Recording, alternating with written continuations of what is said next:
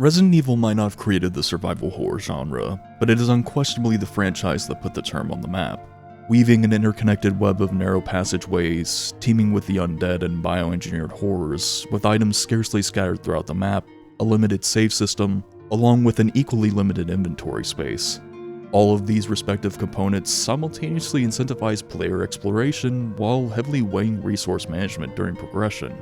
It is this core design philosophy that is at the very heart of what defines Resident Evil, but interestingly enough is also the model that Capcom over the years has consistently shied away from in favor of chasing trends, at least when it comes to the mainline entries.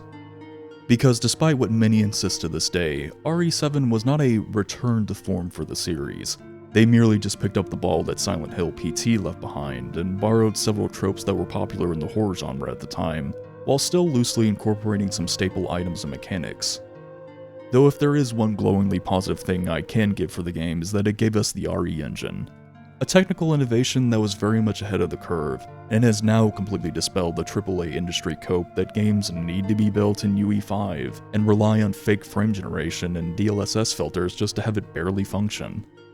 Capcom would continue using this engine for the development of RE8, a visually stunning experience that also desperately wanted to invoke the village section from Resident Evil 4, despite not understanding what made that section work from a design standpoint, and also heavily using Eastern European folklore for its enemy types as a marketing gimmick that frankly doesn't remotely fit within the format and spirit of a Resident Evil title. Which is why Requiem was such a surprise in terms of overall direction. Finally bringing back mutated strain T-virus zombies and Crimson Heads that wander narrow corridors and passageways, the return of limited saves on higher difficulty modes, beautifully crafted level design that emphasizes exploration, and gripping action sequences. But unfortunately is also bogged down with heavily scripted moments, frankly bizarre creative decisions, glaring pacing issues, crater-sized retcons, some rather shameless key jangling, and an absurd plot even for Resident Evil standards.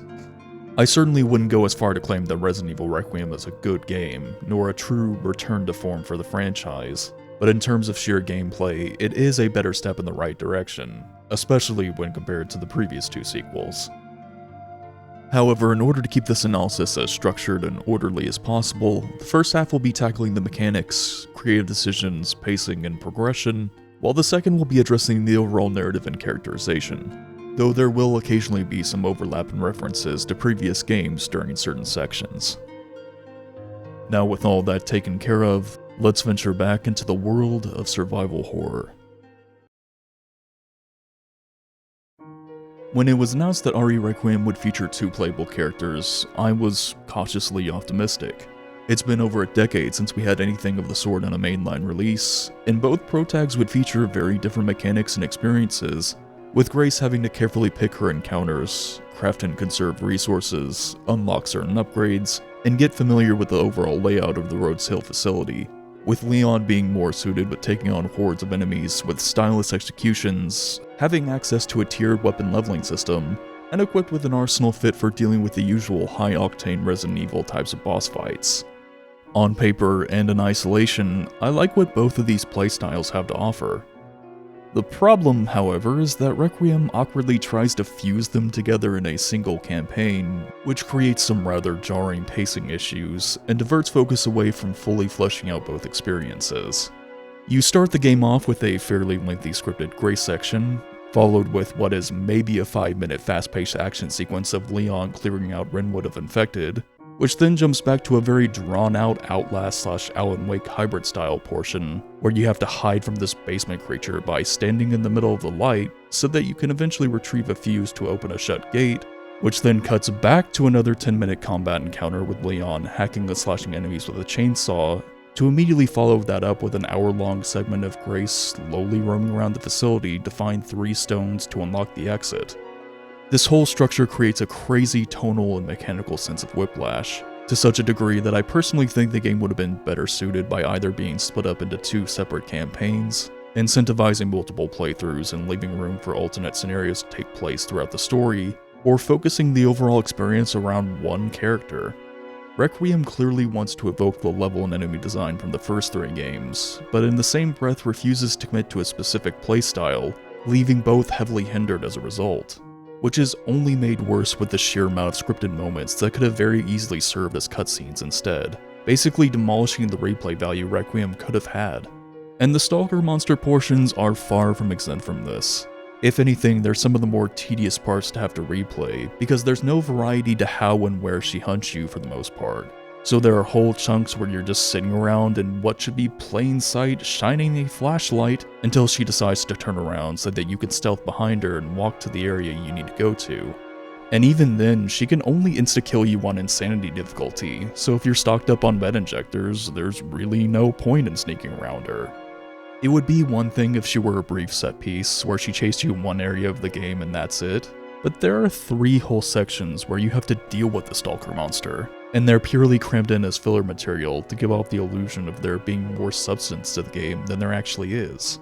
To top it all off, the moment you finally reach the point of killing the basement creature, the devs tell you to shoot it, which makes no fucking sense, given that it's established early on that this thing's skin melts when exposed to light. Why would I waste magnum rounds, or any ammo for that matter, on her, when I know this is a scripted event where she's going to die? Another prominent example of this, but for Leon, is the bike level in Raccoon City. This segment is so on rails that I'm not even touching the keyboard in this footage. The game is auto-steering and accelerating me around the map, so all I'm actually doing is looking around and occasionally shooting zombie dogs that pop up or random gas tanks. To call this gameplay would be an insane stretch, and again it begs the question why this wasn't just made into a cutscene if the devs are going to wrestle away so much control from the player. Are some of these portions visually stunning? Absolutely. But that novelty wears off rather quickly after multiple playthroughs, because these parts are essentially just interactive cutscenes. However, since we've now more or less reached the topic, let's address the actual gameplay of RE9. Starting off with Leon, while his combat is certainly not as mechanically deep as OG4 and RE4 remakes, I still found it engagingly gritty and gruesome. Along with the hatchet being a welcome new addition, allowing for a nice blend of punchy gunplay and stylized executions, while eliminating the need to carry multiple knives in your inventory in favor of a single dedicated melee weapon with a rechargeable durability meter. And given the hordes of enemies you'll face in Requiem, finding the proper window to repair your hatchet can create some rather tense moments during gameplay. I also think the inclusion of throwing or swinging nearby items or weapons on the ground is another nice touch. Going from staggering an enemy with my pistol, followed by a melee attack, and then finishing off with a spear toss into another nearby zombie is just such a satisfying flow of combat. And the fact that you have the freedom to mix up these components adds an interesting layer of variety. Sadly, I wish I could say the same for the chainsaw portions, because while they definitely are fun to use whenever you're finally able to get your hands on one, the devs decided to put in this weird ass feature where they'll spurg out all over the floor whenever they get dropped, so a majority of the time you're just sitting around waiting to be able to use it and shooting infected from getting too close to pick it up while it's spazzing out on the ground, because that's something they can just do apparently. Not only that, but you're only allowed to kill 3 zombies with a chainsaw before you're randomly stun locked and forced to drop it, where you have to wait around again for it to stop being fucking possessed. It's a shame because these sections could have been a nice twist from both OG and remake RE4, but they just aren't executed all that well. Also, while I'm fine with the hatchet being able to deflect regular melee weapons, I'm still not a fan of being able to parry chainsaws in general. Much like an RE4 remake, being able to block a chainsaw makes those encounters way less imposing than they were from the original, because that sense of tension of an infected getting in range of you with one is gone. And let's face it, a hatchet handle might be able to stop a chainsaw, but it's still going to get absolutely shredded in the process, which should force Leon to find a replacement or spend points in the BSAA crate to have it repaired. Or better yet, just remove chainsaw parries entirely. On a completely different note, I stumbled across this Steam forum post going over some of Leon's combat mechanics, which is more so centered around insanity difficulty, but there's still a couple points that were made that I think lend pretty true with the game overall. Link to the full post can be found in the description down below. However, when it comes to the mutated T-virus infected, they aren't quite as bullet spongy as the zombies from the first 3 games, at least on the regular difficulties, but they still have a slightly higher stun/stagger resistance than the Ganados from RE4 remake. Leon's melee attacks and iconic spinning kicks also have a much tighter hit registry, making them less viable for crowd control and more geared towards knocking a specific enemy into a stagger state, leaving them vulnerable for a glory kill. Picking off zombies from a distance and utilizing parries seems to be the overall main strategy with Leon's combat, which certainly isn't a bad thing. It's just a noticeable difference compared to how RE games have had you engage enemies with him in the past. I have seen some people complain that Leon's movement in third-person mode is incredibly slow and clunky to control, and I realize this is rather subjective, so take it for what it's worth, but I never really got that impression. There is this weird shimmy animation that he'll sometimes do while running, but I never found it to disrupt combat or gameplay really. Grace's movement, on the other hand, is an entirely different story. During a repeat playthrough, I decided I'd swap the camera around to third person, and holy hell did I quickly realize why the devs really don't want you to do that. Because trying to run away from both the zombie police officer and the first encounter with the stalker chick in third person mode as Grace is straight up insufferable. It's like every 20 steps she experiences vertigo or something and the game will just veer you into a random direction.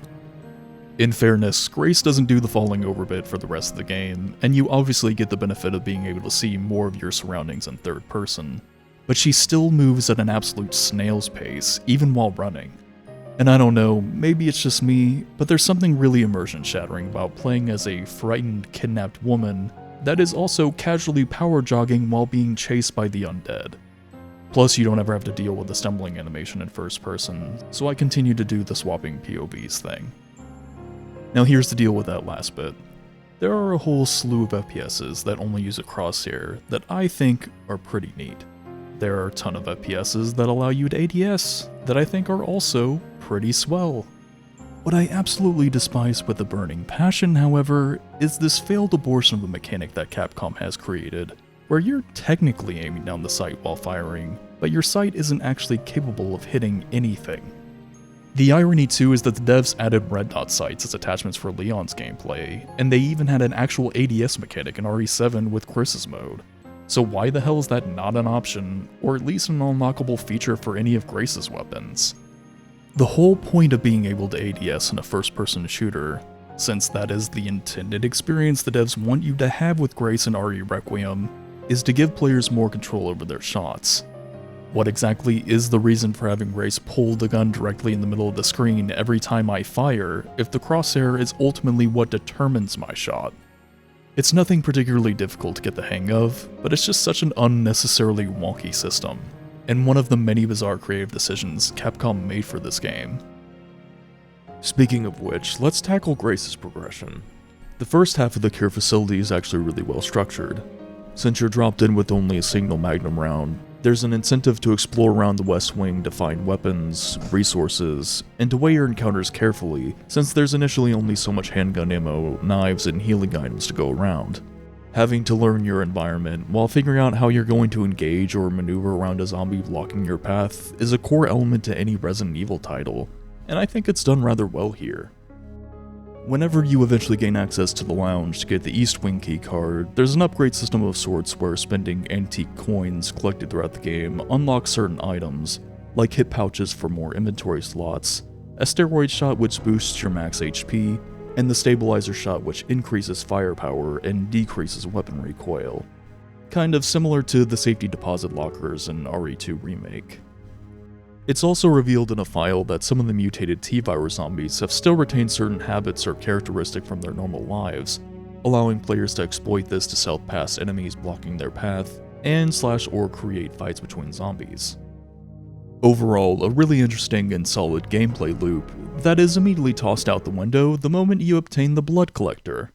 As the name suggests, you use this to draw up pools of infected blood that are scattered all over the care facility for some reason, and you can combine this blood with scrap metal to craft bullets. That's the dumbest thing I've ever heard. Yeah, I have no idea what the fuck Capcom was smoking during development. At first I thought, oh, maybe you have to use different ammo types to kill the special infected, like the vocalists, the maids, or the blind patients, considering that would be the only way to have that not be a room temperature IQ design choice. But actually, no, you just mow them down with regular bullets. And this mechanic isn't just limited to ammo, by the way. You can use infected blood to craft all sorts of things, like med injectors, Molotov cocktails, ink ribbons, hemolytic injectors, corrosive acid for liquors, and even steroids. That's right, the upgrade that boosts your max HP. What a load of bullshit. So not only does the crafting system make no logical sense whatsoever, it completely eliminates the tension of having to scavenge for resources and avoid certain enemies, because there's so much scrap and infected blood that can be collected throughout the map. Her progression is incredibly wonky. Grace goes from being this terrified and inexperienced desk jockey thrown into an intense situation beyond her initial understanding, with very little in the means of defending herself, to being completely geared to take down anything that crosses her path once she gets her hands on the blood collector. To such a degree that the devs at one point actively encourage you to clear out all the enemies lingering around the path to the isolation ward so that you can carry Emily over there to further the plot along. If you think I'm being hyperbolic, one of the special infected roaming around the east wing of the care facility is this huge chungus monster that wants to eat you. With how he's introduced to the player, you're given the impression that he'll continue to hunt you and there's even destructible environments that he can burst through. Much like how the other one behaves in its boss fight with Leon, and that it's going to require a fair amount from Grace to take one of these things down. But actually, no. See, the scripted intro was all bullshit, and the only two things this chungus creature has going for himself is that he's really big and that he's really fat, which is supposed to be scary and intimidating according to Capcom apparently. So all you have to do is just wait for the chungus monster to turn around, stab him in the ass a couple of times with some hemolytic injectors, and watch him experience liposuction. I've lost 180 pounds! Congratulations, baby. Thank you! I do have a little bit of excess skin, though. Bit of a problem here. Yeah. That said, I don't want to be totally dismissive of hemolytic injectors, because I do like that they effectively bring back the mechanic from RE1 Remake, where you have to burn zombies that you kill to prevent them from turning into crimson heads, forcing the player to consider what areas of the map they're going to be frequently returning to, and if it's worth the risk of leaving a body uncharred, or in Requiem's case, not a massive pile of blood.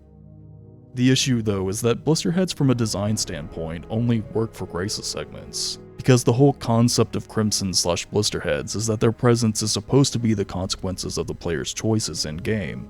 But during Leon's sections, especially throughout the East Racoon City area, enemies will randomly mutate into Blister Heads.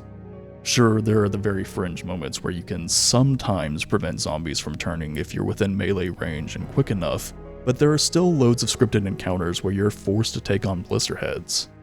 Leon never at any point gets a blood collector so that he can craft hemolytic injector to prevent zombies from mutating, because clearly his segments were never designed around dealing with that concept, but Requiem still chunks Blister Heads at you all the same. It continues to spawn an enemy type that originally is supposed to be the result of a choice that the game stops giving you. Again, heavily giving off the impression that the devs were very divided as to what type of Resident Evil they wanted to make. And this disparity even extends to the save system itself on the higher difficulty modes. Now I realize limited saves has been an ongoing and divisive debate that I highly doubt will get settled anytime soon, if ever. But it's simply undeniable that Resident Evil's ink ribbon system is an iconic staple for the franchise, and there are a whole host of reasons why people, myself included, are drawn to it and think it should remain a staple for the series. With limited saves, the player is regularly considering how far they progressed since their last save, what their current health situation is looking like, how much of a setback they'll be hit with if they were to die from a zombie lurking around a corner, if they should reload a previous save and scavenge more ammo and healing items for an upcoming boss fight, if they have enough ink ribbons to use right now or should save them for late game progression. It's a really effective way of having the player consciously think about the systems that they're interacting with. Unfortunately for Requiem's case, all of that is only relevant for Grace's portions, because no matter what difficulty you choose, Leon purely operates off a checkpoint system and unlimited manual saves, for a character that has been in an RE title with limited saves before. This is worthless. Yeah, the illusion of choice in RE Requiem is pretty goddamn infuriating at times, and given just how long you'll be roaming around Racoon City as Leon, it makes you wonder why the devs would even bother bringing ink ribbons back if they only impact a quarter of the game really. Briefly circling back to Grace's gameplay, however, there isn't really much more to say, given that the rest of it outside the care center consists of drawn-out scripted stealth segments, and a random flashback level that really should have been condensed down into a cutscene, if not removed from the game entirely. The last thing I wanted to broadly touch on before addressing the main story is insanity difficulty. To put it simply, it sucks major ass. After having ran through all the difficulty modes, I can confidently say that Insanity mode is not remotely balanced at all around standard item drops, due to how ridiculously bullet spongy zombies have been amped up to, even in the early game. Which is a massive problem, particularly when playing as Leon, because his entire progression for being able to modify weapons or purchase new guns, get access to higher tiered body armor, and buy ammo or healing items is directly tied to getting points for killing infected. However, the amount of rounds it takes to kill enemies at base weapon levels is damn near impossible to do if you're relying solely on regular item drops and purchasable rounds from the BSAA crates. Case in point, I stumble across a random Blister Head that spawns no matter what, and I'm running the highest damage dealing shotgun in the game at base level. It takes me 15 slugs to finally drop this Blister Head, something that I simply wouldn't be able to do and get points for if I hadn't unlocked the infinite ammo perk. And that's not even factoring in that there's a whole other mini area shortly after this where you have to take on multiple waves of Blister Heads and other infected. I'm sure I'll have people down in the comments telling me that it's technically possible to beat Insanity mode with standard item pickups, but that would require an intense amount of me no-lifing this game, and it's clear as day that the devs intended for players to use the infinite ammo perk for this mode, especially since none of your weapon upgrades carry over on subsequent playthroughs like in other RE games. The mode does have some slight changes in terms of item and enemy locations, but it doesn't create enough variety to warrant slogging through an entire playthrough of it, unless you're just really determined to get the achievement for beating Requiem on Insanity.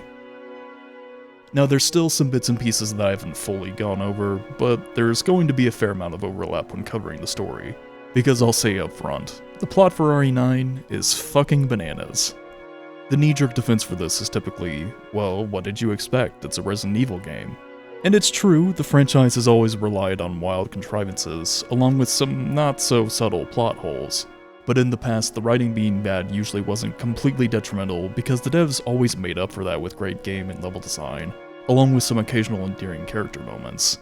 Though I'd argue ever since RE7, there hasn't really been any room for that trade-off to exist, due to Capcom prioritizing and shifting the mainline sequels into a more narrative-focused experience. And given that Requiem has somewhere between 3 to 4 hours of scripted material and cutscenes, it's obvious that the devs want the narrative to be a central component of RE9. So naturally, I'm going to analyze the story for what it is and what it tries to accomplish. That said, we kick things off with our introduction to Grace Ashcroft, a relatively green FBI analyst slaving away over a report. And I will say this opening bit does an excellent job of already laying out some character traits for Grace. That she's the type of person to figuratively, and literally, bury herself in her work. She's then interrupted by her supervisor, where things take a sudden weird turn. We found another body. One that exhibits the same pathology as the others we've been investigating. Now I need a good technical analyst on this. Okay. I need your eyes on the crime scene. The Renwood Hotel. I know that's where your mother was murdered. And I know it'll be upsetting for you. Alyssa died 8 years ago. Perhaps it's time for you to face the past. Confront that fear head on. Grace, I won't force you to go. But do you think you can do this for me? Alright, so this premise is already monumentally fucked. First off, he is her employer, not her therapist. Not only is it extremely unprofessional of him to knowingly bring up Grace's past trauma, but it's also super unethical that he would leverage his position to suggest that this is something Grace should do, despite claiming that he won't force her to go. For all Grace knows, he could be lying and feel compelled to carry out this assignment. But on top of that, this idiot legitimately doesn't see the problem with sending a desk jockey with very little field experience, to a homicide scene at the very same hotel where her mother was brutally murdered, with absolutely no backup. Not to mention that the FBI has a rather strict policy about not sending agents to crime scenes where personal conflict of interest might be at stake. The lose your job type of strict. All of this is such crazy nonsense straight out of the gate that I figured that her supervisor was going to be in league with the Connections or some other villain. But at the end of the game, it's revealed that, no, he really just is that unfathomably terrible at his job. The irony too is that the setup could have been salvaged if it was written the other way around, where he has to take her off the assignment and strictly forbid her from investigating the scene, but she actively goes behind his back to uncover the truth of why her mother was killed that night. However, that is unfortunately not what we get. Instead, Grace arrives at the crime scene and finds a very cryptic note. Who's there?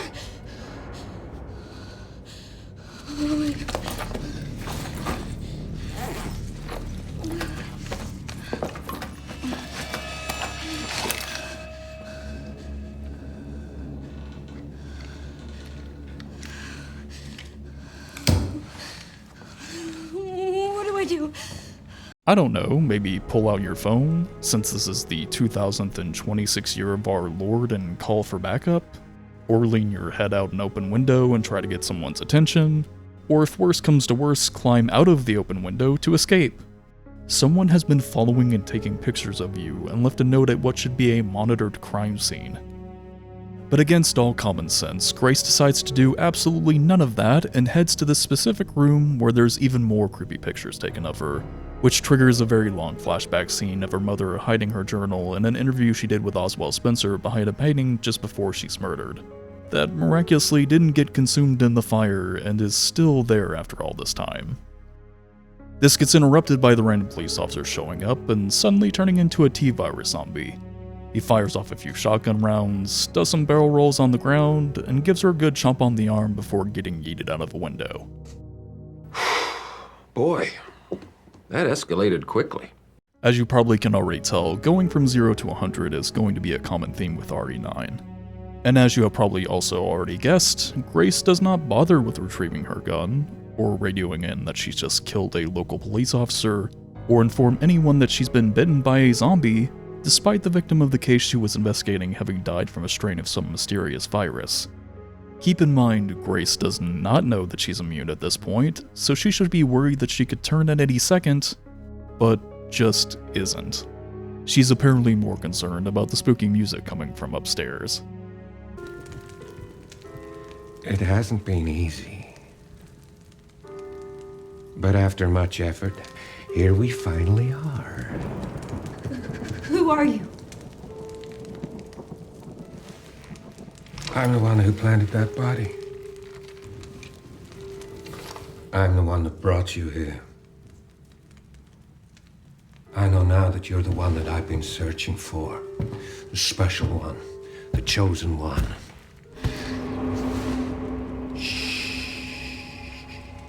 So Victor's ultra-cosmic brain scheme for kidnapping Grace so that he can continue Lord Spencer's Elvis research was to plant a body at the same hotel that Grace's mother was murdered at, and hope that the FBI would be dumb enough to put her on the case and send her without any backup, while simultaneously putting Grace, the person that you spent all this time supposedly searching for, in a situation that could have very easily gotten her killed, and deliberately continues to put her in life-threatening scenarios throughout the entire game, despite both he and Zeno making it explicitly clear that they need her alive.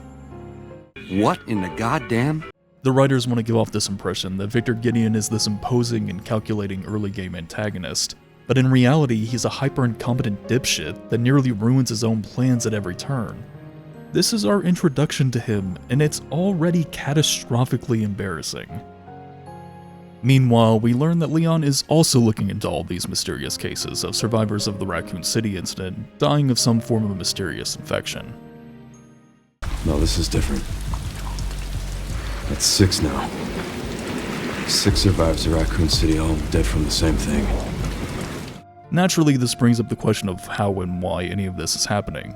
Did everyone who survived the Raccoon City outbreak get infected, or does it only affect certain people? What about Jill, Claire, Ada, or Carlos? Do any of them have Raccoon City disease? Well, I figure I'll go ahead and spoil the secret right now that I have absolutely no idea, since none of it is ever addressed in the plot, nor is it explained in Grace's 40-ass page report that clarifies absolutely nothing about what happens in the story. So my baseline assumption is, if you were in Raccoon City during the outbreak and escaped, the T-virus can still remain dormant in your bloodstream for over 30 years, until your immune system can no longer hold against it. Maybe. However, Sherry tips him off that a police officer went missing near another Raccoon City disease crime scene, where we see Victor just walking out in the middle of the city with an FBI agent across his shoulder and directly locks eyes with Leon. You've got to be shitting me.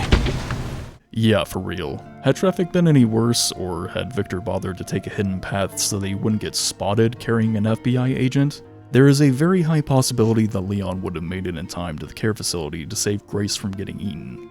The levels of contrivance and pure grade asshattery are already off the charts. But then, Victor decides the best thing to do in this situation is to whip out a gun that can turn people into T-virus zombies, because that is a thing that now exists in this universe apparently, though for some bizarre reason does not try to shoot Leon with it, despite him being one of the last people Victor would ever want trying to interfere with his plans. On top of the fact that causing another Raccoon City level incident out in the middle of the open just creates even more evidence than there already is that can be traced back to both himself and the connections. Also, after the whole street chase bit, I found it a bit weird that Leon and Sherry just casually shrug off Renwood experiencing an apocalyptic event. What if whatever group they send in to handle this can't contain the infestation from spreading? I mean, the last time a T-virus outbreak took place, an entire city had to be nuked. At least as far as the general public knows anyways. But we'll cross that crater when we get to it. Regardless, Sherry manages to dig up some info that apparently Gideon purchased a building shortly after Umbrella collapsed, and has been running a secret clinic for over 20 years. Makes you wonder how a former T-virus researcher managed to avoid getting wiped out by Umbrella in the first place, since both RE2 and RE3 make it very clear that they sent out mercenary groups and bioweapons to take care of any loose ends or witnesses. Nonetheless, Leon arrives at the Rhodesill facility just in time to save Grace from getting the chomp, but ends up getting captured, not killed, by Victor. When again, there is absolutely no reason at this stage for him to keep Leon alive. And their exchange later on isn't even anything worthwhile. All Victor does is ask him painfully obvious questions, and Leon never bothers trying to pry any information out of him about what he's planning, who he's working with, what all he knows about Raccoon City disease, or, why he kidnapped an FBI agent? And by having this scene actually be a conversation, it would have provided the perfect opportunity to flesh out the reasons for why Gideon is such an Umbrella loyalist, even after all these years. What he believes his research will bring about for the world and human evolution, and how he rationalizes or justifies the lives being sacrificed to achieve his end goal. Instead, we get a quip about Victor having bad breath, and Gideon criticizing Leon over, quote, having dedicated his entire life to failure. Whatever the hell that's supposed to mean. Especially coming from the same guy who spent the past 15 years or more championing the legacy of a very lost cause. Meanwhile, as Grace is exploring the care facility trying to find a way out, she stumbles across a girl in the main safe room named Emily, who reveals that both she and another girl named Marie lost their eyesight as a result of Gideon's experiments. Despite wanting to evoke the same Claire and Sherry dynamic from RE2, Emily is unfortunately more of a plot device rather than a realized character for the player to be invested in, because the bulk of their interaction is just Grace explaining why she needs to carry her over to the isolation ward to unlock a shelf to obtain one of the MacGuffins. And if I'm being honest, Emily's kind of a pointless plot device at that, because Grace, the hotshot FBI field analyst, never noticed that the other lockboxes had Braille written on the buttons, which would have actually been a far more interesting puzzle to backtrack for and work out than having the answer to the puzzle scribbled down directly next to the puzzle. And we really cannot gloss over that the only option she explores when presented with this roadblock, so to speak, is one that has her endangering the life of a child.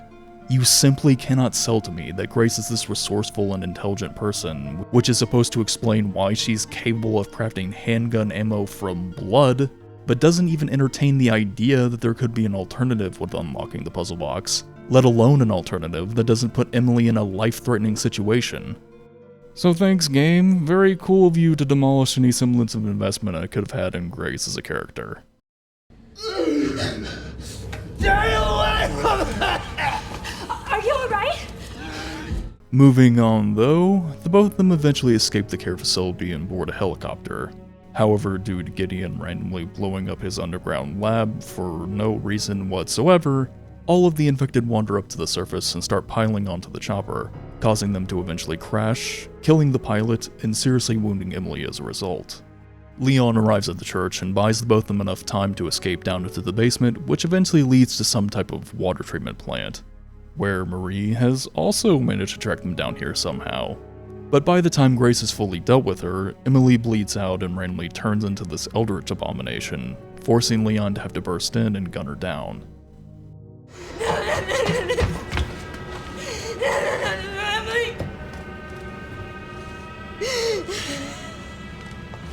I wanted to save her! You don't understand. No, I never would have escaped without her. This is all my fault. Again. Look, I get it. Trust me, I get it. But we're still alive. We have to keep going.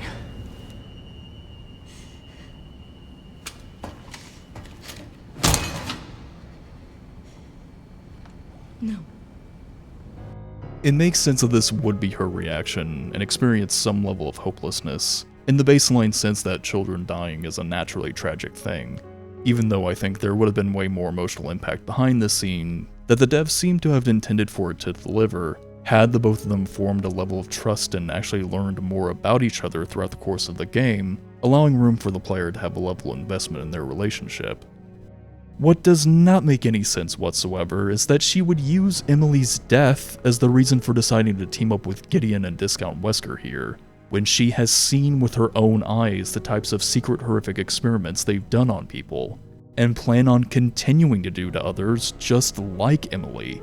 Victor himself is indirectly responsible for Emily's death, so to speak, in the first place, by enacting the self-destruct sequence for his underground lab.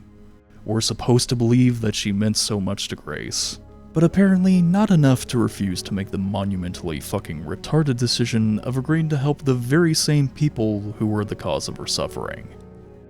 Disgusting! Anywho, discount Wesker, Victor, and Grace board a helicopter and head for Racoon City. Now I will say, I was pretty nervous when I saw RPD shown off in a lot of the trailers for Requiem, because in both versions of RE3, the town gets totally wiped off the face of the map. So anything that was in the blast radius managing to withstand the missile, let alone the Racoon City Police Department, would straight up be impossible. I was very concerned with how they were going to try explain any of this, given RE's track record with trying to explain really anything involving the plot of their games. Turns out my concerns were totally justified, and I'm gonna need you to be sitting down if you haven't already played Requiem, because the reason given is some absolute pure grade dumb fuckery.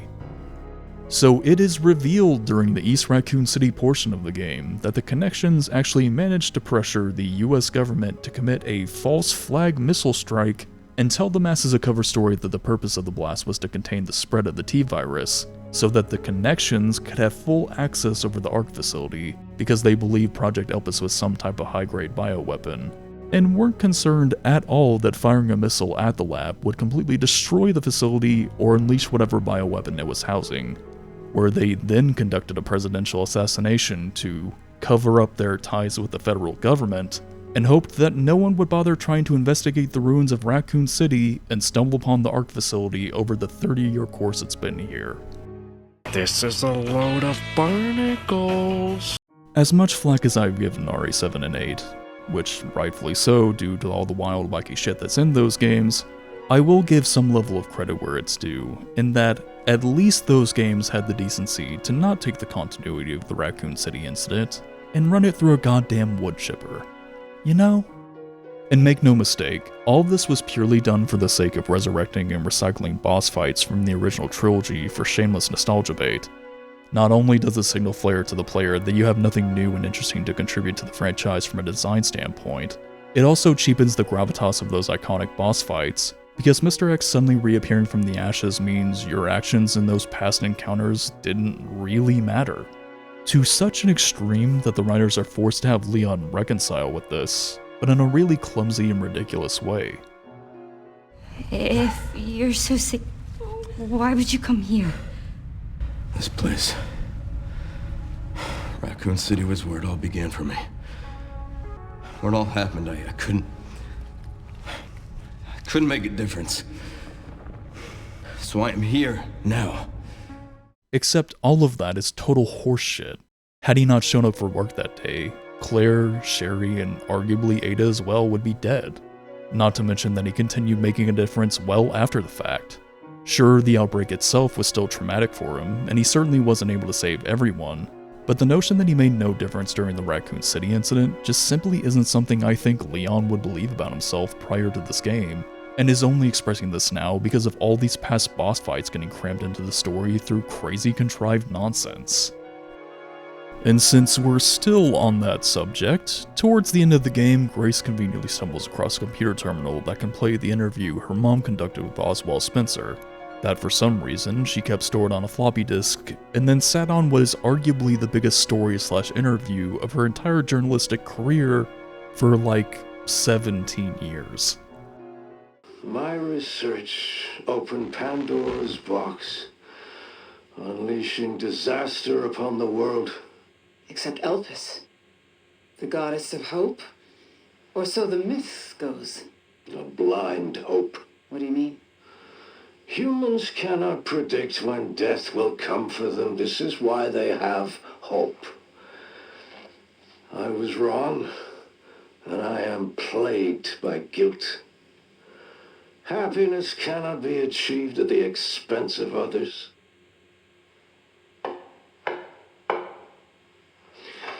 I think that's enough for today. Why did you accept my request for an interview?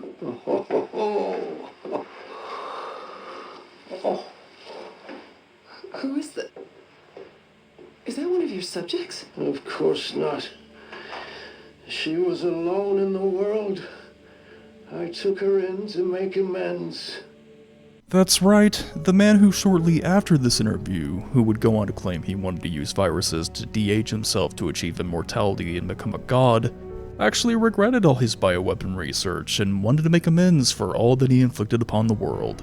So he created Project Elpis as a cure for all bioengineered viruses, and then locked that cure behind a password login that, if entered incorrectly, completely destroys the entire facility, along with the hope he wanted to bring about to atone for his mistakes.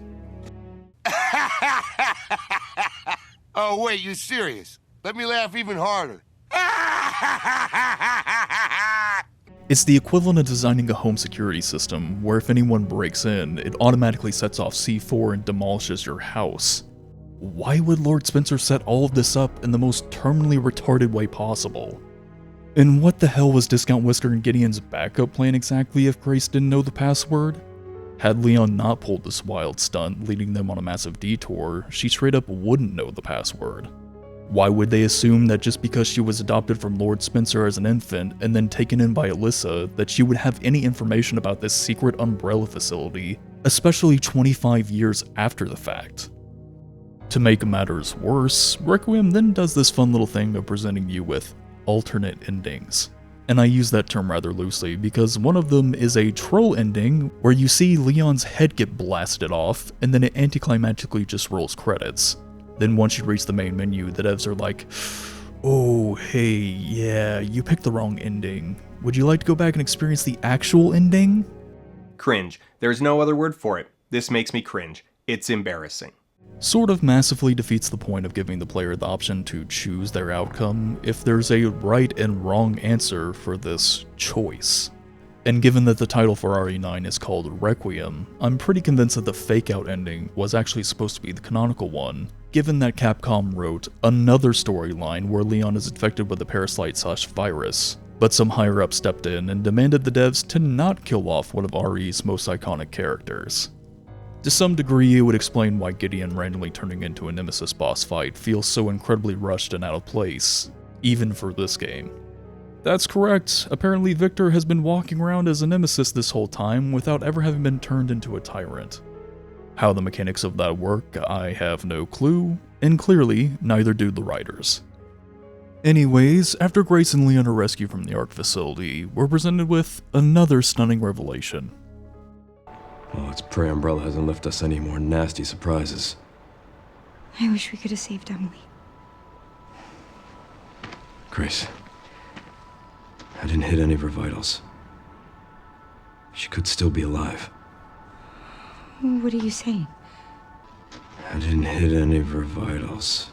Well, that's just lazy writing. I don't know, my guy. I'd say mag dumping direct rounds at her exposed heart seemed pretty fatal to me.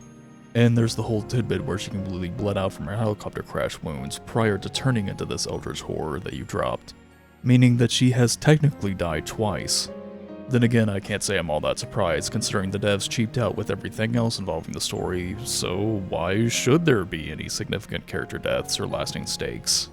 Even with Elpis being a cure for all progenitor virus-based bioweapons, who's to say that Capcom won't just erase it from the timeline on a whim, or forget that it exists entirely? Which has to be one of my main criticisms with the story of this game. It unnecessarily invents a problem that didn't exist in the RE universe, that now must be solved, with the solution heavily relying on massive retcons of the Raccoon City incident, and whitewashing Lord Spencer as some tortured victim who lost control of Umbrella, while involving totally superfluous villains like Zeno that facilitate nothing with the overall story, resulting in his death having zero impact because he was someone who we knew virtually nothing about, other than that he was some random Wesker clone who was tossed into the game at the last possible second.